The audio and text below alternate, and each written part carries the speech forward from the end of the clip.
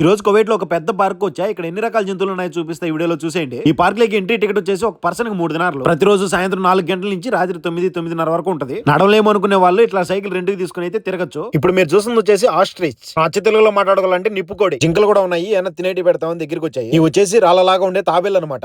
అక్కడ కనిపిస్తుంది కదా, అది రాయి కాదు, తాబేలే. ఆ తాబేలు ఉండడానికి కట్టించిన ఇల్లు అనమాట. లోపలికి వెళ్తున్నాయి చూడండి నడుచుకుంటూ. ఒక పెద్ద బాతుల చెరువు అయితే ఉంది.